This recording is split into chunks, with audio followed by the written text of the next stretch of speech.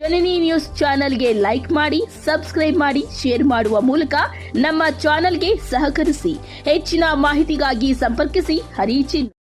ಸರಿಸುಮಾರು ದಂಡಾಧಿಕಾರಿಗಳು ಹೇಳಿರ್ತಕ್ಕಂಥದ್ದೇ ಸರಿಸುಮಾರು 13,500ಕ್ಕಿಂತ ಮೇಲ್ಪಟ್ಟ ಜನರನ್ನ ಈ ಯೋಜನೆ ಅಡಿಯಲ್ಲಿ ಕೈ ಬಿಡಲಾಗೈತೆ ಅಂತೇಳಿ ಅವರೇ ಹೇಳಿದರೆ, ತಾವು ಬೇಕು ಅಂತಂದ್ರೆ ನೀವು ಅದನ್ನ ರೆಕಾರ್ಡ್ಸ್ ತೆಗೆದು ನೋಡ್ಬೋದು. ಆದ್ರಿಂದ ನಾನು ನಿಮಗೆ ಮನವಿಯನ್ನ ಮಾಡ್ತಾ ಇದ್ದೀನಿ, ಮಾನ್ಯ ಡಾಕ್ಟರ್ ರೂಪಕಲಾ ಶಶಿಧರ್ ಅವರೇ, ದಯಮಾಡಿ ಇದ್ರ ಬಗ್ಗೆ ಸ್ವಲ್ಪ ಕಣ್ಣು ಹಾಯಿಸಿ.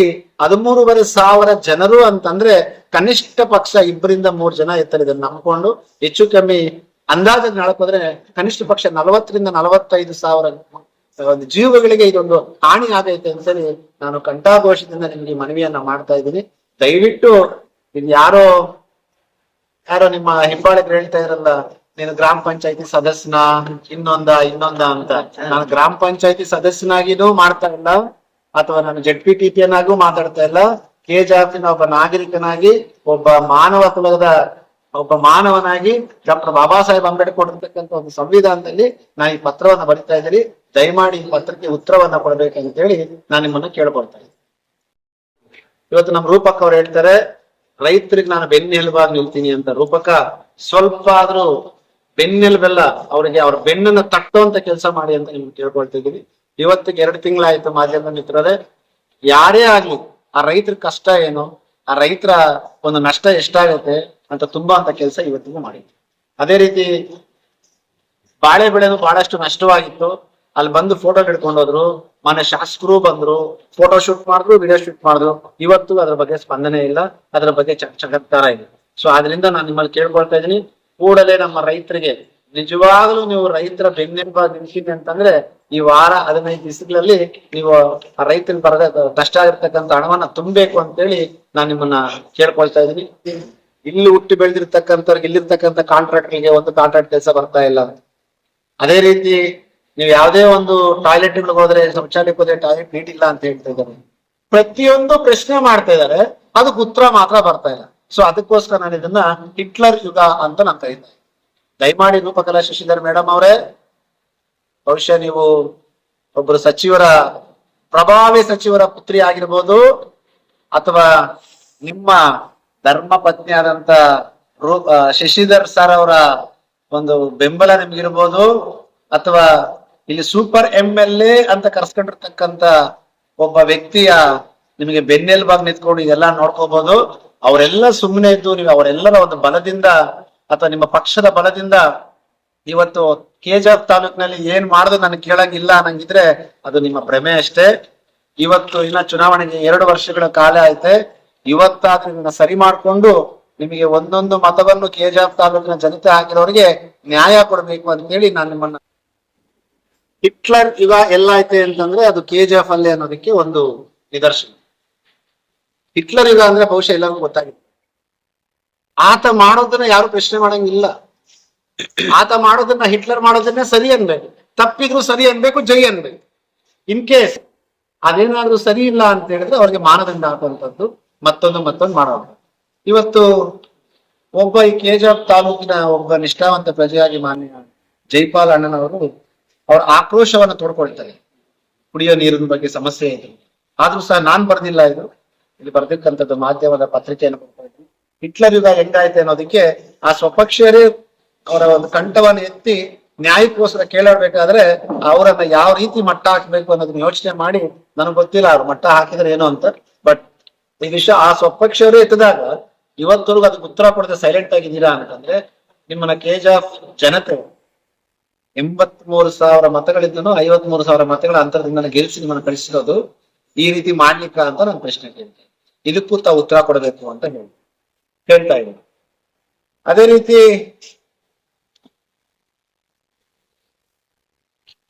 ಇಲ್ಲಿರ್ತಕ್ಕಂಥ ಮಣ್ಣಿನ ಮಗ ಮಾಜಿ ಶಾಸಕರಾದಂತ ಡಾಕ್ಟರ್ ರಾಜೇಂದ್ರನ್ ಅವರು ಕೂಡ ಅವರು ಒಂದು ನಗರಸಭೆ ಒಂದು ಮೀಟಿಂಗ್ ಅಲ್ಲಿ ಅವರು ಕೂಡ ಒಂದು ಪ್ರಶ್ನೆ ಕೇಳಿರ್ತಾರೆ, ಅದಕ್ಕೂ ಉತ್ತರ ಬರಲ್ಲ.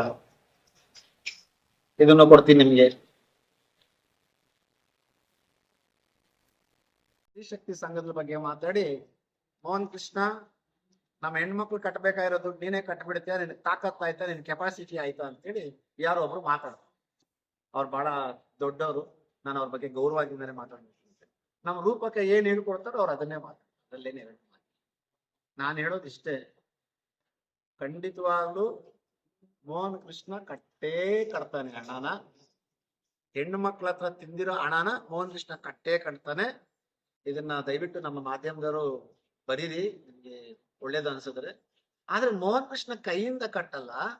ಯಾರು ಏನ್ ಬೀಗ್ತಾ ಇದಾರೆ, ಏನು ಅಕ್ರಮಗಳೇ ನಡೆದಿಲ್ಲ ಅಂತ ಖಂಡಿತವಾಗ್ಲೂ ಜನರ ಆಶೀರ್ವಾದದಿಂದ ಮುಂದಿನ ದಿನಗಳ ಜನರ ಆಶೀರ್ವಾದ ಮಾಡಿದ್ರೆ ಯಾರು ತಿಂದವ್ರೆ ಅವ್ರ ಕಡೆಯಿಂದ ಕಟ್ಸ್ತೀನಿ ಅಂತ ಇವತ್ತು ನಾನು ಪ್ರಮಾಣವನ್ನ ಮಾಡ್ತಾ ಇದ್ದೀನಿ. ಅವರು ಸ್ತ್ರೀಶಕ್ತಿ ಸಂಘದ ಬಗ್ಗೆ ಮಾತಾಡಿ, ಮೋಹನ್ ಕೃಷ್ಣ ನಮ್ಮ ಹೆಣ್ಮಕ್ಳು ಕಟ್ಟಬೇಕಾಗಿರೋ ದುಡ್ಡು ನೀನೇ ಕಟ್ಬಿಡ್ತೀಯ, ನಿನ್ ತಾಕತ್ ಆಯ್ತಾ, ನಿನ್ ಕೆಪಾಸಿಟಿ ಆಯ್ತಾ ಅಂತೇಳಿ ಯಾರೋ ಒಬ್ರು ಮಾತಾಡ್ತಾರೆ. ಅವ್ರು ಬಹಳ ದೊಡ್ಡವರು, ನಾನು ಅವ್ರ ಬಗ್ಗೆ ಗೌರವದಿಂದಲೇ ಮಾತಾಡ್ತೀನಿ. ನಮ್ಮ ರೂಪಕ್ಕೆ ಏನ್ ಹೇಳ್ಕೊಡ್ತಾರೋ ಅವ್ರು ಅದನ್ನೇ ಮಾತಾಡ್ತಾರೆ. ನಾನು ಹೇಳೋದಿಷ್ಟೇ, ಖಂಡಿತವಾಗ್ಲೂ ಮೋಹನ್ ಕೃಷ್ಣ ಕಟ್ಟೇ ಕಟ್ತಾನೆ ಹಣನ. ಹೆಣ್ಣು ಮಕ್ಳ ಹತ್ರ ತಿಂದಿರೋ ಹಣನ ಮೋಹನ್ ಕೃಷ್ಣ ಕಟ್ಟೇ ಕಟ್ತಾನೆ. ಇದನ್ನ ದಯವಿಟ್ಟು ನಮ್ಮ ಮಾಧ್ಯಮದವರು ಬರೀರಿ, ನಿಮ್ಗೆ ಒಳ್ಳೇದು ಅನ್ಸಿದ್ರೆ. ಆದ್ರೆ ಮೋಹನ್ ಕೃಷ್ಣ ಕೈಯಿಂದ ಕಟ್ಟಲ್ಲ. ಯಾರು ಏನ್ ಬೀಗ್ತಾ ಇದಾರೆ, ಏನು ಅಕ್ರಮಗಳೇ ನಡೆದಿಲ್ಲ ಅಂತ ಖಂಡಿತವಾಗ್ಲೂ ಜನರ ಆಶೀರ್ವಾದದಿಂದ ಮುಂದಿನ ದಿನಗಳ ಜನರ ಆಶೀರ್ವಾದ ಮಾಡಿದ್ರೆ ಯಾರು ತಿಂದವ್ರೆ ಅವ್ರ ಕಡೆಯಿಂದ ಕಟ್ಸ್ತೀನಿ ಅಂತ ಇವತ್ತು ನಾನು ಪ್ರಮಾಣವನ್ನ ಮಾಡ್ತಾ ಇದ್ದೀನಿ. ಇವತ್ತು ಹೆಣ್ಣು ಮಕ್ಳಿಗೆ ಇಷ್ಟು ದೊಡ್ಡ ಮೋಸ ಮಾಡಿದಿರ ರೂಪಕ್ಕ. ನೀವು ಮೊದಲನೇ ಟರ್ಮ್ ಗೆದ್ದಿದ್ದು DCC ಬ್ಯಾಂಕ್ ಇಂದ, ಎರಡನೇ ಟರ್ಮ್ ಗೆದ್ದಿದ್ದು DCC ಬ್ಯಾಂಕ್. ಎರಡನೇ ಟರ್ಮ್ ಅಲ್ಲಿ ತಮ್ಮ ಮಾತು ಏನಿತ್ತು, ಪ್ರತಿ ಹೆಣ್ಣು ಮಗಳು 1 ಲಕ್ಷವನ್ನ ಲೋನ್ ಅನ್ನ ಕೊಡ್ತೀನಿ. 1 ಲಕ್ಷ ಅಂದ್ರು 50,000 ಅಂತ. ಎಲ್ಲಾ ಮಕ್ಕಳು ಹಣವನ್ನ ತುಂಬಿದ್ರು. ಇವತ್ತು ಬರುತ್ತೆ ನಾಳೆ ಬರುತ್ತೆ ಅಂತ ಹೇಳಿದ್ರು. ಗ್ರಾಮೀಣ ಭಾಗದಲ್ಲಿ ಒಂದು ಪರಿಸ್ಥಿತಿ ನೋಡಿದ್ರೆ ಅಲ್ಲೇ ವಿಭಿನ್ನವಾಗೈತೆ. ಎಲ್ಲಾ ಕಡೆ ಬರುತ್ತೆ ಲೋನ್ ಅಂತೇಳಿ ಏನೇನೋ ಮಾಡ್ಕೊಂಡು, ಯಾರು ಪಾಪ ನಮ್ಮ ಹಿರಿಯರು ಹೇಳ್ತೇನೆ, ಮೋಹನ್ ಕೃಷ್ಣ ಮಾಡ್ದಂಗೆ ಮೀಟರ್ ಬಡ್ಡಿ ಮಾಡಿಲ್ಲ ಅಂತ. ನಾನು ಇವತ್ತು ರೂಪಕ್ಕ ಅವ್ರಿಗೆ ಒಂದು ಸವಾಲ್ ಹಾಕ್ತೀನಿ, ಅಥವಾ ನನಗೆ ತುಂಬಾ ಆತ್ಮೀಯರವ್ರು ಹೇಳಿರ್ತಕ್ಕಂಥವ್ರಿಗೆ, ಮೋಹನ್ ಕೃಷ್ಣ ಎಲ್ಲಾದ್ರೂ ₹1 ಬಡ್ಡಿ ವ್ಯವಹಾರ ಮಾಡಿದೀನಿ ಅಂತಂದ್ರೆ ನಾನು KGF ಒಳಗಡೆನೆ ಖಾಲಿ. ಅದೇ ನಾನ್ ಪ್ರೂವ್ ಮಾಡ್ತೀನಿ. ನೀವು ಸ್ತ್ರೀಶಕ್ತಿ ಸಂಘದಲ್ಲಿ ಅಕ್ರಮಗಳಾಗೈತೆ ಅಂತ ನಾನ್ ಪ್ರೂವ್ ಮಾಡ್ತೀನಿ. ನಿಮ್ಗೇನಾದ್ರೂ ಸ್ವಾಭಿಮಾನ ಅನ್ನೋದಿತ್ತು ಅಂತಂದ್ರೆ ನೀವು ಈ ಚಾಲೆಂಜ್ ಒಪ್ಕೊಳ್ಳಿ. ನಾನ್ ಬರಲ್ಲ, ಅಥವಾ ನಿಮ್ಮನ್ನ ಪ್ರೂವ್ ಮಾಡ್ತೀನಿ, ನೀವೆಲ್ಲೂ ಓಡಾಡಲ್ವಾ ಅಂತ ಕೇಳಿ. ಮತ್ತೆ ಇವತ್ತಿನ ಪರಿಸ್ಥಿತಿಯನ್ನು ನೋಡ್ತಾ ಇದ್ರೆ ಹೆಣ್ಣು ಮಕ್ಕಳು DCC ಬ್ಯಾಂಕ್ ನಂಬ್ಕೊಂಡು ಹಲವಾರು ಜನ ಇವತ್ತು ಮೋಸ ಹೋಗಿದ್ದಾರೆ. ದಯಮಾಡಿ ಹೆಣ್ಣು ಮಕ್ಳು ನೀವ್ ಏನ್ ಮಾತನ್ನು ಕೊಟ್ಟಿದ್ದೀರಿ, ಆತ ಹೇಳೋದಂದ್ರೆ ನಮ್ಮ ಡಾಕ್ಟರ್ ಅವ್ರು ಹೇಳಿಸ್ತಾ ಇರೋದೇ ಅದನ್ನ. ಸರ್ಕಾರ ಕೊಡ್ತಾರೆ, ಸರ್ಕಾರ ನಿಲ್ಸ್ಬಿಟ್ಟೆ. ಆದ್ರೆ ಸರ್ಕಾರ ಹೇಳಿತ್ತ ನಿಮ್ಗೆ? ಸರ್ಕಾರ ನಿಮ್ಗೆ ಆದೇಶ ಹೊರಡಿಸುತ್ತ? ಸರ್ಕಾರ ನಿಮ್ಮ ಮ್ಯಾನಿಫೆಸ್ಟೋ ಹೇಳಿತ್ತ? KGF ತಲೆಗಿರ್ತಕ್ಕಂಥ ಎಲ್ಲಾ ಹೆಣ್ಮಕ್ಳಿಗೆ 1 ಲಕ್ಷ ಕೊಡ್ತೀರಿ ಅಂತ ಸರ್ಕಾರ ಮ್ಯಾನಿಫೆಸ್ಟೋ ಮಾಡಿತ್ತ? ನೀವೇ ತಾನೇ ಹೇಳಿದ್ದು. ಸೊ ನಿಮ್ಮ ಮಾತ್ ಮೇಲೆ ಉಳಿಸ್ಕೋಬೇಕಂತ ಹೇಳಿ ನಾನು ನಿಮ್ಮನ್ನ ರಿಕ್ವೆಸ್ಟ್ ಮಾಡ್ತಾ ಇದ್ದೀನಿ. ಅದೇ ರೀತಿ ಇವತ್ತು ನಮ್ಮ ರೈತರು ಬಹಳಷ್ಟು ನೊಂದ್ಕೊಂಡಿದ್ದಾರೆ. ತಿಂಗಳಾಯ್ತು. ಇಲ್ಲಿ ಹುಟ್ಟಿ ಬೆಳೆದಿರ್ತಕ್ಕಂಥವ್ರಿಗೆ, ಇಲ್ಲಿರ್ತಕ್ಕಂಥ ಕಾಂಟ್ರಾಕ್ಟ್ಗಳಿಗೆ ಒಂದು ಕಾಂಟ್ರಾಕ್ಟ್ ಕೆಲಸ ಬರ್ತಾ ಇಲ್ಲ. ಅದೇ ರೀತಿ ನೀವು ಯಾವ್ದೇ ಒಂದು ಟಾಯ್ಲೆಟ್ ಹೋದ್ರೆ, ಶೌಚಾಲಯಕ್ಕೆ ಹೋದ್ರೆ ಟಾಯ್ಲೆಟ್ ನೀಟ್ ಇಲ್ಲ ಅಂತ ಹೇಳ್ತಾ ಇದ್ದಾರೆ. ಪ್ರತಿಯೊಂದು ಪ್ರಶ್ನೆ ಮಾಡ್ತಾ ಇದ್ದಾರೆ, ಅದಕ್ಕೆ ಉತ್ತರ ಮಾತ್ರ ಬರ್ತಾ ಇಲ್ಲ. ಸೊ ಅದಕ್ಕೋಸ್ಕರ ನಾನು ಇದನ್ನ ಹಿಟ್ಲರ್ ಯುಗ ಅಂತ ನಾನು ಕರೀತಾ. ದಯಮಾಡಿ ರೂಪಕಲಾ ಶಶಿಧರ್ ಮೇಡಮ್ ಅವರೇ, ಬಹುಶಃ ನೀವು ಒಬ್ಬರು ಪ್ರಭಾವಿ ಸಚಿವರ ಪುತ್ರಿ ಆಗಿರ್ಬೋದು, ಅಥವಾ ನಿಮ್ಮ ಧರ್ಮ ಪತ್ನಿ ಆದಂತ ಶಶಿಧರ್ ಸರ್ ಅವರ ಒಂದು ಬೆಂಬಲ ನಿಮ್ಗಿರ್ಬೋದು, ಅಥವಾ ಇಲ್ಲಿ ಸೂಪರ್ MLA ಅಂತ ಕರ್ಸ್ಕೊಂಡಿರ್ತಕ್ಕಂತ ಒಬ್ಬ ವ್ಯಕ್ತಿಯ ನಿಮಗೆ ಬೆನ್ನೆಲುಬಾಗಿ ನಿಂತ್ಕೊಂಡು ಇದೆಲ್ಲ ನೋಡ್ಕೋಬಹುದು. ಅವರೆಲ್ಲ ಸುಮ್ಮನೆ ಇದ್ದು ನೀವು ಅವರೆಲ್ಲರ ಒಂದು ಬಲದಿಂದ ಅಥವಾ ನಿಮ್ಮ ಪಕ್ಷದ ಬಲದಿಂದ ಇವತ್ತು KGF ತಾಲೂಕಿನಲ್ಲಿ ಏನ್ ಮಾಡೋದು ನನಗೆ ಕೇಳಂಗಿಲ್ಲ ಅನ್ನಂಗಿದ್ರೆ ಅದು ನಿಮ್ಮ ಭ್ರಮೆ ಅಷ್ಟೇ. ಇವತ್ತು ಇನ್ನ ಚುನಾವಣೆಗೆ 2 ವರ್ಷಗಳ ಕಾಲ ಐತೆ. ಇವತ್ತಾದ್ರೂ ಇದನ್ನ ಸರಿ ಮಾಡ್ಕೊಂಡು ನಿಮಗೆ ಒಂದೊಂದು ಮತವನ್ನು KGF ತಾಲೂಕಿನ ಜನತೆ ಹಾಕಿರೋರಿಗೆ ನ್ಯಾಯ ಕೊಡ್ಬೇಕು ಅಂತ ಹೇಳಿ ನಾನು ನಿಮ್ಮನ್ನ ಕೇಳ್ಕೊಳ್ತಾ ಇದ್ದೀನಿ. ನೀವ್ ಎಷ್ಟೇ ಪ್ರಭಾವಿಗಳಾದ್ರು, ನಿಮ್ಗೆ ಎಷ್ಟೇ ಇನ್ಫ್ಲೂಯೆನ್ಸ್ ಆಗಿದ್ರು, ಈಗ ಮತ್ತೊಂದು ಹೊಸ ಒಂದು ಚರ್ಚೆ ತಾವು ಇಷ್ಟರಲ್ಲೇ ಸಚಿವರು ಕೂಡ ಆಗ್ತಾ ಇದೀರ ಅಂತೀರಾ. ನಾನು KGF ನ ಜನತೆ ಪರವಾಗಿ ನಾನು ನಿಮಗೆ ಅಭಿನಂದನೆಗಳು ಕೂಡ ಸಲ್ತೀನಿ. ಸಚಿವರಾದ್ರೆ ನಮ್ಮ KGF ತಾಲೂಕಿನ ಹೆಮ್ಮೆ ಬಹಳಷ್ಟು ಎತ್ತರಕ್ಕೆ ಬೆಳೆಯುತ್ತೆ ಅನ್ನೋದು ನಮ್ಮ ಆಸೆ. ಆದ್ರೆ ಇಷ್ಟೆಲ್ಲ ಆದ್ರೂ ಕಣ್ಣಿದ್ದು ಕುರುಡನಾಗಿ, ಬಾಯಿದ್ದು ಮೂಕನಾಗಿ, ಕಿವಿ ಇದ್ದು ಕಿವಡನಾಗಿ ಕೆಲಸ ಮಾಡಿದ್ರೆ ನಿಮ್ಮ ಆತ್ಮ ಸಾಕ್ಷಿ ಒಪ್ಪಲ್ಲ, ಭಗವಂತ ಒಪ್ಪಲ್ಲ. ನೀವು ಎಂದೋದ್ರು ಒಂದು ಹೇಳ್ತಾ ಇರ್ತೀರಾ, ಸತ್ಯದಲ್ಲೇ ನಡೀತಾ ಇರ್ತೀನಿ, ಧರ್ಮದಲ್ಲೇ ನಡೀತಾ ಇರ್ತೀನಿ, ನಾನು ಧರ್ಮವನ್ನೇ ಪಾಲಿಸ್ತೀನಿ ಅಂತ. ನಾನು ನಿಮಗೆ ನೇರವಾಗಿ ಪ್ರಶ್ನೆ ಕೇಳ್ತೀನಿ. ಮಾನ್ಯ ಜೈಪಾಲ್ ಸರ್ ಅವ್ರು ಕೇಳ್ತಕ್ಕಂಥ ಪ್ರಶ್ನೆ ನಿಮ್ಗೆ ಇನ್ನ ಕೇಳಿಲ್ವಾ? ಲೂಟಿ ಆಗ್ತಿರೋದು ನಿಮ್ಗೆ ಇನ್ನ ಕಾಣ್ಲಿಲ್ವಾ? 13,000 ಜನಕ್ಕೆ ಪಿಂಚಣಿಯಿಂದ ಡಿಲೀಟ್ ಮಾಡೋದು ನಿಮ್ಗೆ ಇನ್ನೂ ಕಾಣ್ಲಿಲ್ವಾ? ಶೌಚಾಲಯಗಳು ನಿಮ್ಗೆ ಇಲ್ಲೂ ಕಾಣಿಲ್ವಾ? ನಮ್ಮ KGF ನಗರ ಭಾಗದ ಜನತೆಗೆ, ಯುವಕರಿಗೆ ನೀವು ಕೊಟ್ಟಿದ್ರು ಒಂದು ಮಾತನ್ನ, ಏನ್ ಇಂಡಸ್ಟ್ರಿಯಲ್ ಹಬ್ ತಂದ್ಬಿಟ್ಟು ಇಲ್ಲಿ ಯಾರು ಬೆಂಗಳೂರಿಗೆ ಹೋಗಲ್ಲ, ಇಲ್ಲೇ ನಾವು ಇಂಡಸ್ಟ್ರೀಸ್ ಕಟ್ಬಿಡ್ತೀರಿ ಅಂತ. ಏನಾಯ್ತು? ಏನಾದ್ರೂ ಒಂದು ವಿಷಯ ಬಂದಾಗ ಒಂದು ತುರ್ತು ಪೂಜೆ ಮಾಡೋದು, 3,500 ಕೋಟಿ ಬರ್ತೈತೆ, 5,000 ಕೋಟಿ ಬರ್ತೈತೆ, ಇಂಡಸ್ಟ್ರಿಗಳು ಸ್ಟಾರ್ಟ್ ಮಾಡ್ತೀರಂತ ಕಿವಿಯಲ್ಲಿ ಹೂವು ಹಾಕ್ಬಿಡೋದು. ಮೇಡಮ್ ಅವ್ರೆ, ನಾನು ನಿಮ್ಮನ್ನೊಂದು ಪ್ರಶ್ನೆ ಕೇಳ್ತೀನಿ. ಇನ್ನು ಚುನಾವಣೆಗೆ 2 ತಿಂಗಳು ಸಮಯ, 2 ವರ್ಷ ಸಮಯ ಉಂಟು.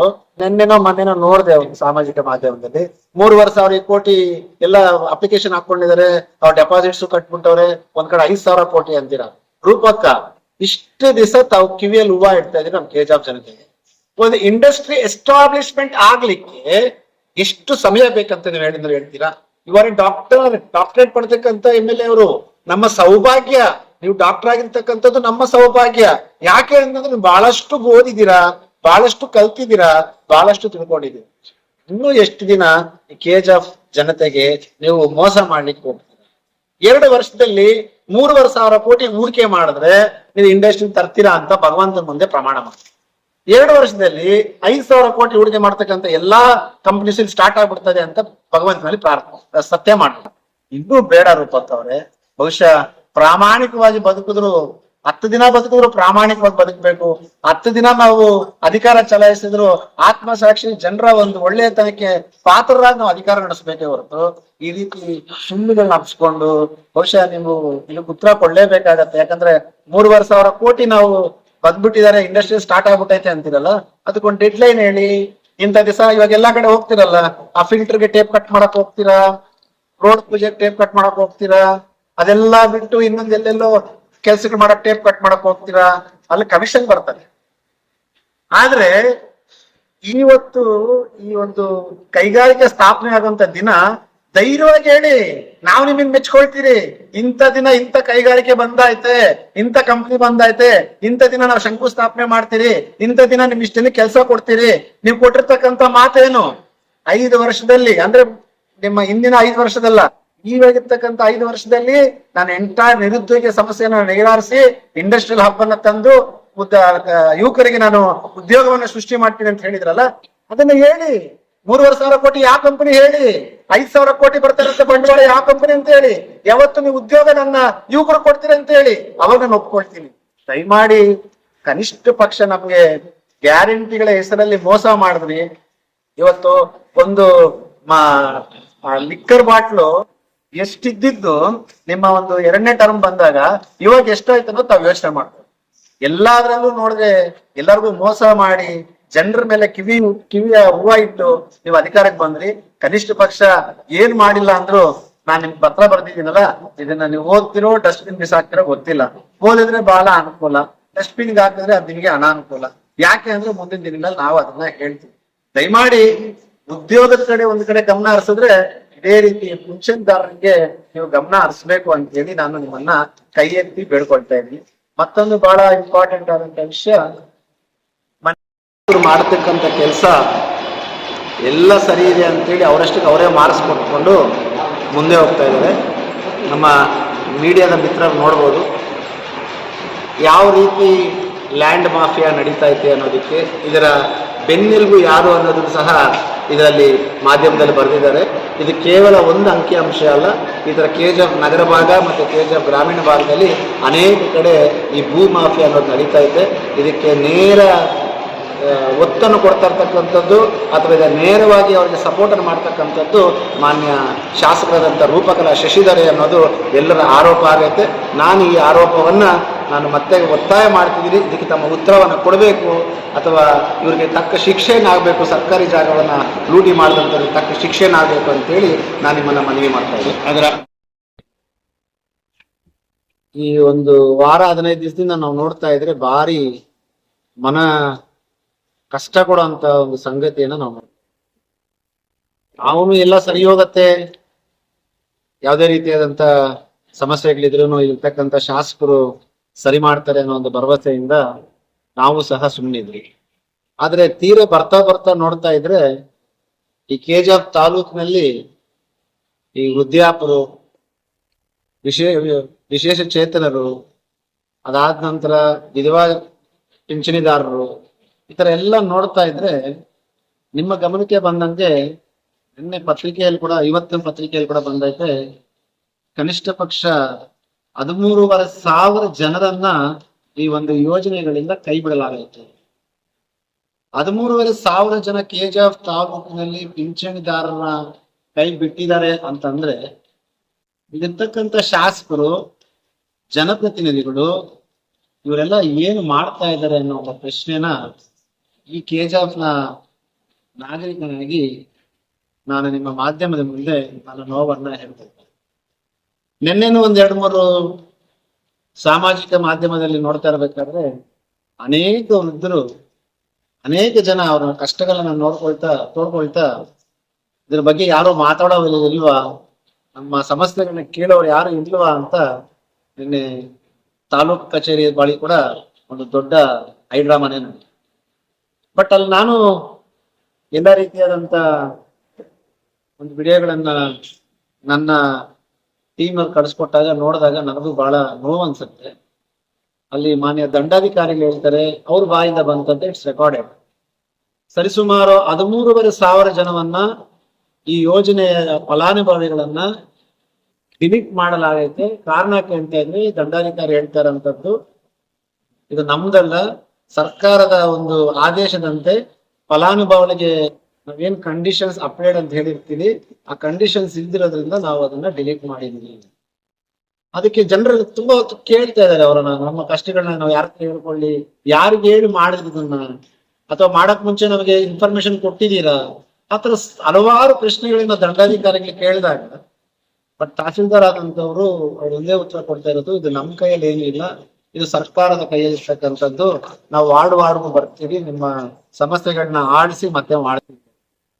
ಇವತ್ತು ವಿಶೇಷವಾಗಿ ತುರ್ತು ಮಾಧ್ಯಮಗೋಷ್ಠಿ ಕರೀಲಿಕ್ಕೆ ಕಾರಣ, ಈ ನಮ್ಮ ಕೆಜಿಎಫ್ ತಾಲೂಕು ಚಿನ್ನವನ್ನು ಕೊಟ್ಟಂತ ನಾಡು ಮತ್ತೆ ಕೃಷಿಯನ್ನು ನಂಬಿ ನಮ್ಮ ಗ್ರಾಮೀಣ ಭಾಗದಲ್ಲಿ ಎಲ್ರಿಗೂ ಅನ್ನವನ್ನು ಕೊಡ್ತಕ್ಕಂಥ ಅನ್ನದಾತನು ಇವತ್ತು ಈ ಸರ್ಕಾರದ ಮುಂದೆ, ಜನಪ್ರತಿನಿಧಿಗಳ ಮುಂದೆ ಕೈ ಕಟ್ಟಿ ಭಿಕ್ಷೆ ಬೇಡಿ ನನ್ನ ಪಿಂಚಣಿ ಹಣವನ್ನ ನನಗೆ ಕೊಡಿ ಅಂತ ಸಾಲುಗಟ್ಲೆ ನಿಂತ್ಕೊಂಡು ಕೇಳುವಂತ ಪರಿಸ್ಥಿತಿ ಇವತ್ತಿರ್ತಕ್ಕಂಥ ಜನಪ್ರತಿನಿಧಿಗಳು ನನ್ನ ಕೆಜಿಎಫ್ ತಾಲೂಕಿನ ವೃದ್ಧರಿಗೆ, ವಿಶೇಷ ಚೇತನರಿಗೆ ಹಾಗೂ ವಿಧವಾ ಪಿಂಚಣಿದಾರರಿಗೆ ಇವತ್ತು ಒಂದು ಬಹಳ ದೊಡ್ಡ ಗಿಫ್ಟ್ ಅನ್ನ ಕೊಟ್ಟಿದ್ದಾರೆ ಅಂತ ಬಹಳ ನೋವಿಲ್ಲ ಹೇಳ್ತೇನೆ.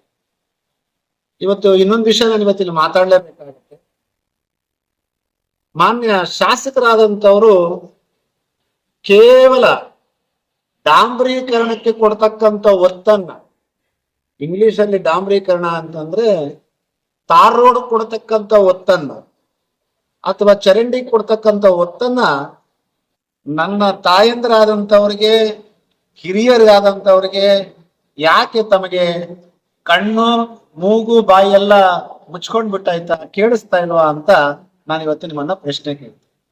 ಅದಕ್ಕೆ ಕಾರಣ ಇಷ್ಟೇ, ನಾವೇನಾದ್ರೂ ಧ್ವನಿ ಎತ್ತಿದ್ರೆ ನಿಮ್ಮ ಹಿಂಬಾಲಕರನ್ನ ಬಿಟ್ಟು ಓಡಿಸ್ತೀರಿ, ಕೊಲ್ಲಿಸ್ತೀರಿ, ಕೇಸ್ ಹಾಕ್ಸ್ತೀರಿ, ನೀನ್ ಗ್ರಾಮ ಪಂಚಾಯತಿ ಮೆಂಬರ್ ಆಗಿಲ್ಲ, ನೀನ್ ಯಾರು ಕೇಳೋದಕ್ಕೆ ಅಂತ ಏಕವಚನ ಬಳಸ್ತೀನಿ.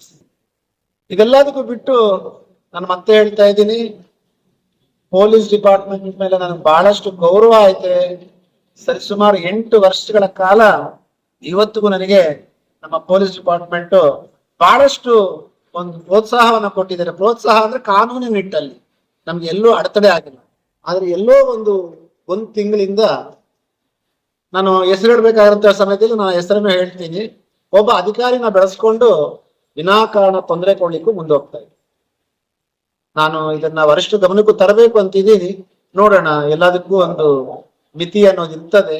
ಆ ಮಿತಿ ದಾಟಿದಾಗ ಖಂಡಿತವಾಗ್ಲೂ ಈಗಿರ್ತಕ್ಕಂಥ ನಮ್ಮ ಪೊಲೀಸ್ ವರಿಷ್ಠರು ಶಿವಪುತ್ರರಾಜ್ ಸರ್ ಮೇಲೆ ಬಹಳಷ್ಟು ನಂಬಿಕೆ, ಗೌರವ ಐತೆ. ಅವ್ರು ಮಾಡ್ತಕ್ಕಂಥ ಕೆಲಸ ಮತ್ತೆ ಅವರು ನ್ಯಾಯಕ್ಕೋಸ್ಕರ ಮಾಡ್ತಿರ್ತಕ್ಕಂಥ ಒಂದು ಜವಾಬ್ದಾರಿಯನ್ನು ನೋಡಿದ್ರೆ ನನಗೆ ನ್ಯಾಯ ಸಿಗತ್ತೆ ಅನ್ನೋ ಒಂದು ನಂಬಿಕೆ ಖಂಡಿತವಾಗ್ಲೂ ಐತೆ. ನಾನು ಪೊಲೀಸ್ ಡಿಪಾರ್ಟ್ಮೆಂಟ್ ಬಹಳ ಗೌರವಿಸ್ತೀನಿ. ಅದೇ ರೀತಿ ಅವ್ರು ಹೇಳಿರ್ತಕ್ಕಂಥದ್ದನ್ನ ಕಾನೂನು ರೀತಿಯಲ್ಲಿ ಪಾಲನೆ ಮಾಡ್ತೀನಿ. ನನ್ನ ತಪ್ಪುಗಳಿಗೆ ತಿದ್ದಲಿಕ್ಕೆ ಅವ್ರಿಗೆ ಅವಕಾಶ ಐತೆ ಅಂತ ಹೇಳಿ ಇದೊಂದು ಮಾತನ್ನ ಹೇಳ್ಬೇಕು. ಇವತ್ತು 13,500 ಜನ ಬೀದಿ ಪಾಲಾಗಿ ಒಬ್ಬ ವೃದ್ಧಿ ಆದಂತವರಿಗೆ ಈ ಪಿಂಚಣಿ ಹಣ ಏನಕ್ಕೆ ಬಳಕೆ ಆಗತ್ತೆ ಅನ್ನೋ ಸಾಮಾನ್ಯ ಅರಿವು ಶಾಸಕರಿಗೆ ಆಯ್ತಾ ಇಲ್ವಾ ಅಂತ ನನ್ಗೆ ಗೊತ್ತಿಲ್ಲ. ಒಬ್ಬ ವಿಧವೆ ಆದಂತವಳಿಗೆ ಈ ಪಿಂಚಣಿ ಹಣ ಏನಕ್ಕೆ ಬಳಕೆ ಮಾಡ್ಕೊಳ್ತಾಳೆ ಆಕೆ ಅನ್ನೋದನ್ನ ಸಾಮಾನ್ಯ ಜ್ಞಾನ ನಮ್ಮ ಶಾಸಕರಿಗೆ ಆಯ್ತೋ ಇಲ್ವೋ ಗೊತ್ತಿಲ್ಲ. ಅದೇ ರೀತಿ ಈ ನಮ್ಮ ವಿಶೇಷ ಚೇತನ ಅಂತೇಳಿ ಪಿಂಚಣಿ ಏನು ಕೊಡ್ತಿದ್ದಾರೆ ನಮ್ಮ ಸಹೋದರರಿಗೆ, ಆ ಒಂದು ಹಣವನ್ನ ಏನಕ್ಕೆ ಬಳಕೆ ಆಗತ್ತೆ ಅನ್ನೋದು ಅವ್ರಿಗೆ ಅರಿವು ಆಯ್ತು ಇಲ್ವೋ ನನಗೆ. ಅದನ್ನೇ ಅವ್ರಿಗೆ ಅರಿವು ಮೂಡಿಸ್ಲಿಕ್ಕೋಸ್ಕರ ಈ ನಮ್ಮ ಮಾಧ್ಯಮದ ಸ್ನೇಹಿತರ ಮೂಲಕ ಅವ್ರಿಗೆ ಇದು ತಿಳಿ ಹೇಳೋಣ ಅಂತೇಳಿ ಇವತ್ತು ಮಾಧ್ಯಮದ ದೃಷ್ಟಿಯಿಂದ ಕರೆದಿದ್ರು. ಅಕ್ಕ ಅವರೇ, ರೂಪಕ್ಕ ಅವರೇ, ಮಾನ್ಯ ರೂಪಕಲಾ ಶಶಿಧರ್ ಡಾಕ್ಟರ್ ಅಕ್ಕ ಅವರೇ, ದಯಮಾಡಿ ನೀವು ನಮ್ಮ ನಗರ ಭಾಗದಲ್ಲಿ ಹೇಳ್ತಾ ಇರ್ತೀರಲ್ಲ, ನಾನು ನಗರ ಭಾಗವನ್ನ ಸಿಂಗಾಪುರ್ ಮಾಡ್ತೀನಿ, ಇಂಡಸ್ಟ್ರಿಯಲ್ ಹಬ್ ಅಂತ ತರ್ತೀನಿ ಅಂತ. ನನ್ನ ಮೊದಲ ಪ್ರಶ್ನೆ, ನೀವು ಚುನಾವಣೆಗೆ ಸ್ಪರ್ಧಿಸಿದಾಗ ಏನ್ ಹೇಳಿದ್ರಿ? ಸೆರಗನ್ನು ಇಟ್ಕೊಂಡು ನಾನು ನಿಮ್ಮ ಹೆಣ್ಣು ಮಗಳು, ನನಗೆ ಒಂದು ಅವಕಾಶ ಕೊಡಿ, ನಿಮ್ಗೆಲ್ಲಾ ರೀತಿಯಾದಂತ ಸಹಾಯವನ್ನ ಮಾಡ್ತೀನಿ, 5 ಗ್ಯಾರಂಟಿಗಳನ್ನು ಸಮೇತ ಹೇಳ್ತಾ ಇದ್ದೀನಿ. ನನ್ನ ಕೆಜಾಫಿನ ಜನ ಇವತ್ತು ನಿಮ್ಮ ಗ್ಯಾರಂಟಿಗಳನ್ನ ನಂಬುದ್ರು, ನೀವು ಒಳ್ಳೆ ಕೆಲಸ ಮಾಡ್ತೀರ ಅನ್ನೋ ಒಬ್ಬ ವಿಶ್ವಾಸ ಬಿಟ್ರು, ನಿಮ್ಮನ್ನ ಜನರು ಒಳ್ಳೆಯ ಒಂದು ಮೆಜಾರಿಟಿಯಿಂದ ನಿಮ್ಮನ್ನ ಕೆಜಾಫ್ ತಾಲೂಕಿನ ಶಾಸಕರನ್ನಾಗಿ ಆರಿಸಿ ವಿಧಾನಸೌಧಕ್ಕೆ ಕಳಿಸಿ ಇಲ್ಲಿರ್ತಕ್ಕಂಥ ಕಷ್ಟಗಳನ್ನ ನೆರವೇರಿಸೋದಕ್ಕೆ ಒಬ್ಬ ಹೆಣ್ಣು ಮಗಳಿಗೆ ಒಂದು ಅವಕಾಶ ಕೇಳಿದಾರಂತ ಅವಕಾಶ ಕೊಟ್ಟು ನಿಮ್ಮನ್ನ ಕಳಿಸ್ಕೊಟ್ರು. ಆದ್ರೆ ಇವತ್ತು ತಾವೇನ್ ಮಾಡ್ತಾ ಇದ್ದೀರಾ ರೂಪಕ್ಕ ಅವರೇ? 13,500 ಜನ ಇಷ್ಟೊಂದು ಕಷ್ಟ ಪಡ್ತಿದ್ದಾರೆ ಅಂತಂದ್ರೆ ನಿಮಗೆ ಇದು ನಿಮ್ಮ ತಲೆಗೆ ಇನ್ನು ಅರಿವು ಬಂದಾಯ್ತಾ ಇಲ್ವಾ? ಅಥವಾ ನಿಮ್ಮ ಹಿಂಬಾಲಕರು ಯಾರು ನಮ್ಮನ್ನ ಏಕವಚನ ಪ್ರಯೋಗ ಮಾಡ್ತಾರೆ, ಯಾರು ನಮ್ಮನ್ನ ಚಾಲೆಂಜ್ ಮಾಡ್ತಾರೆ, ಯಾರು ನಮ್ಮನ್ನ ಹೊಡಿತೀನಿ ಬಡಿತೀನಿ ಅಂತಾರೆ, ಅವ್ರ ಇದ್ರ ಬಗ್ಗೆ ಹೇಳಿಲ್ವಾ? ನಿಮಗೆ ಮೋಹನ್ ಕೃಷ್ಣ ಮಾತಾಡೋದು ಮಾತ್ರ ಹೇಳ್ತಾರ? ಅದರಿಂದ ನಾನ್ ನಿಮಗೆ ಹೇಳ್ತಾ ಇದ್ದೀನಿ, ಡಾಕ್ಟರ್ ರೂಪಕಲಾ ಶಶಿಧರ್ ಮಾನ್ಯ ಶಾಸಕರೇ, ಒಬ್ಬ ವೃದ್ಧಿ ಆದಂತವರು ಪಿಂಚಣಿ ಹಣವನ್ನ ಬಳಸೋದು ತನ್ನ ಮಕ್ಕಳಾದಂಥವ್ರು ಅವರು ನೋಡದೇ ಇರೋಂಥ ಸಮಯದಲ್ಲಿ ಅವರಿಗೆ ಕೊನೆಯ ದಿನಗಳಾದಂತ 60 ಮೇಲ್ಪಟ್ಟಂತ ಒಂದು ವಯಸ್ಸಿನಲ್ಲಿ ನೀವು ಕೊಡ್ತಕ್ಕಂಥದ್ದು, ನೀವು ಅಂತಂದ್ರೆ ಸರ್ಕಾರ ಕೊಡ್ತಕ್ಕಂಥದ್ದು ಅವರ ಒಂದು ಔಷಧಿ ಪರ್ಚೇಸ್ ಮಾಡ್ಲಿಕ್ಕೆ ಅಥವಾ ಅವರಿಗೆ ಆರೋಗ್ಯದ ಸುಧಾರಣೆಗೋಸ್ಕರ ಈ ಹಣವನ್ನ ಬಳಸ್ತಾ ಇದ್ದಾರೆ. ನೀವು ಮನಸ್ಸಾಕ್ಷಿ ಇತ್ತು ಅಂತಂದ್ರೆ ನಾನು ಹೇಳ್ತಿರೋ ಸರಿನಾ ತಪ್ಪ ಅಂತಾದ್ರೂ ತಾವೆಲ್ಲ ಅರ್ಥ ಮಾಡಿ. ಎರಡನೇದು, ನೀವು ಒಬ್ಬ ಹೆಣ್ಮಗಳಾಗಿದ್ದೀರಾ, ನನಗೂ ಅಕ್ಕ ಇದ್ದಾರೆ, ತಾಯಿ ಇದ್ದಾರೆ, ಸಹೋದರಿಯರಿದ್ದಾರೆ. ವೃದ್ಧಾಪ್ಯ ಪೆನ್ಷನ್ ಅನ್ನು ಕೊಡ್ತಕ್ಕಂಥದ್ದು ತನ್ನ ಬೆನ್ನೆಲುಬಾಗಿರ್ತಕ್ಕಂಥ ಒಬ್ಬ ಗಂಡನನ್ನ ಕಳ್ಕೊಂಡಾಗ ಆಕೆಗೆ ಸಹಾಯವಾಗಿ ನಾವು ಯಾರ ಮುಂದೆಯೂ ನಮ್ಮ ಸ್ವಾಭಿಮಾನವನ್ನ ಕಳ್ಕೋಬಾರ್ದು. ಒಬ್ಬ ಹೆಣ್ಣು ಮಗಳು ಯಾವ ರೀತಿ ಒಂದು ಸ್ವಾಭಿಮಾನ ಕಳ್ಕೊಳ್ದಿರ ಎಲ್ಲರ ತರ ಸಹಬಾಳ್ವೆಯಾಗಿ ಬಾಳ್ಬೇಕು ಅನ್ನೋದೊಂದು ನಿಟ್ಟಿನಲ್ಲಿ ಸರ್ಕಾರ ಇವತ್ತಿಂದ ಕೊಡ್ತಾ ಇರೋದಲ್ಲ, ಸುಮಾರು ವರ್ಷಾನುಗಟ್ಲೆಯಿಂದ ಬರ್ತಿರ್ತಕ್ಕಂಥ ಈ ಸೌಲಭ್ಯನ ಇವತ್ತು ಆ ವಿಧವಾ ಪಿಂಚಣಿ ಕೂಡ ಬರ್ತಾ ಇಲ್ಲ. ಮತ್ತೆ ಇನ್ನೊಂದು ರೀತಿ ಯೋಚನೆ ಮಾಡಕ್ ಹೋದ್ರೆ, ನಾವೆಲ್ಲರೂ ದೇವ್ರು ನಮ್ಗೆ ಕೈ ಕೊಟ್ಟವನೆ, ಕಾಲು ಕೊಟ್ಟವನೆ, ಎಲ್ಲಾ ರೀತಿ ಕೊಟ್ಟು ನಾವು ಚೆನ್ನಾಗಿದ್ರು ನೋಡಿ. ಎಕ್ಸಾಂಪಲ್, ನಿಮಗೆ ದೇವ್ರು ಭಗವಂತ ಎಲ್ಲಾ ಕೊಟ್ಟವನೆ, ಜೊತೆಗೆ ನಿಮ್ಗೆ ಡಾಕ್ಟರ್ ಪದವಿ ಕೂಡ ಕೊಟ್ಟವನೆ. ಆದ್ರೂ ಸಹ ಎಲ್ಲೋ ಒಂದ್ ಕಡೆ ನಾವು ಎಳೆದ್ಬಿಟ್ಟು ನೋಡಿ, ಇಂಥ ಒಂದು ದೊಡ್ಡ ಅನಾಹುತ ಕೆಜಿಎಫ್ ನಗರ ಭಾಗದಲ್ಲಿ, ಕೆಜಿಎಫ್ ಗ್ರಾಮೀಣ ಭಾಗದಲ್ಲಿ ಆದ್ರೂ ಸಹ ನಿಮಗೆ ಕಿವಿ ಕೇಳಿಸ್ತಾ ಇತ್ತು ಇಲ್ಲೋ ಗೊತ್ತಿಲ್ಲ, ಬಾಯಿ ಆಟಕ್ಕೆ ಮಾತು ಬರುತ್ತೋ ಇಲ್ಲೋ ಗೊತ್ತಿಲ್ಲ, ನೋಡ್ಲಿಕ್ಕೆ ಕಣ್ಣು ಕೊಟ್ಟವನ ಇಲ್ವ ಭಗವಂತ ಗೊತ್ತಿಲ್ಲ. ನಮ್ಗೆಲ್ಲಾ ಕೊಟ್ಟು ನಾವು ಆ ರೀತಿ ಇರ್ಬೇಕಾದ್ರೆ ವಿಶೇಷ ಚೇತನದ ನನ್ನ ಮಿತ್ರರು ಅವ್ರು ಪಡ್ತಕ್ಕಂಥ ಕಷ್ಟ ಇವತ್ತು ಯಾರಿಗೆ ಹೇಳ್ಬೇಕು? ಅವರು ಬರ್ತಕ್ಕಂಥ ಪಿಂಚಣಿಯನ್ನು ಕೂಡ ನಿಲ್ಸಿದ್ದಾರೆ. ಇವತ್ತು ಮಾತು ಮುಂಚೆ ನೀವು ಹೇಳ್ತೀರಾ ಕೆಜಿಎಫ್ ಅಭಿವೃದ್ಧಿ ನಮ್ಮ ಗ್ಯಾರಂಟಿಗಳಿಂದ ನಾವು ಹೆಣ್ಮಕ್ಳಿಗೆ ಸುಧಾರಿಸ್ಕೊಂಡು, ನಾನು ಒಪ್ಕೊಳ್ತೀನಿ. ಒಂದು ಕಡೆ ಕೆಜಿಎಫ್ ನ ಗ್ಯಾರಂಟಿಗಳು ಅಂತ ಹೇಳಿ ಈ ಕೈಯಲ್ಲಿ ಕೊಟ್ಟು ಇವತ್ತು ವಯಸ್ಸಾಗಿರ್ತಕ್ಕಂಥವ್ರಿಗೆ, ವಿಧವೆ ಆಗಿರ್ತಕ್ಕಂಥವ್ರಿಗೆ, ನಮ್ಮ ಅಂಗವಿಕಲತೆಯನ್ನು ಹೊಂದಿರ್ತಕ್ಕಂಥವ್ರಿಗೆ ನೀವು ಮೋಸ ಮಾಡ್ತಾ ಇದ್ದೀರಾ ಅಂತ ನೇರವಾಗಿ ನಾನು ಖಂಡಿಸ್ತಾ ಇದ್ದೀನಿ. ಮತ್ತೊಂದು ಬಹಳ ಗಂಭೀರವಾದಂತ ವಿಷಯ, ಇವತ್ತು ನಮ್ಮ ಕೆಜಿಎಫ್ ನಗರ ಭಾಗದಲ್ಲಿರ್ತಕ್ಕಂಥದ್ದು ಈ BGML ನಂಬ್ಕೊಂಡು, ಆ BGML ನ ನೌಕರರಾಗಿ ರಿಟೈರ್ಡ್ ಆದಾಗ ಅವ್ರಿಗೆ ಇನ್ನೂ ಸೆಟಲ್ಮೆಂಟ್ ಸಿಗದೆ ಎಷ್ಟೋ ಜನ ಒದ್ದಾಡ್ಕೊಂಡು ಇವತ್ತು ಜೀವನ ನಡೆಸಲಿಕ್ಕೆ ಕಷ್ಟಪಟ್ಟು ಸ್ವಾಭಿಮಾನದ ಬದುಕನ್ನ ಕಟ್ಕೊಂಡಿರ್ತಕ್ಕಂಥ ನಗರ ಭಾಗದಲ್ಲಿ ಇವತ್ತು ಈ ಪಿಂಚಣಿ ಆದ್ರೂ ಬರ್ತದೆ, ಇದರಿಂದ ಒಪ್ಪತ್ತು ಊಟ ಮಾಡ್ಬೋದು, ಇದರಿಂದ ಒಂದು ಔಷಧಿಯನ್ನ ಖರೀದಿ ಮಾಡಿ ನಾನೊಂದು 2-3 ದಿವಸ ಬದುಕ್ಬೋದು.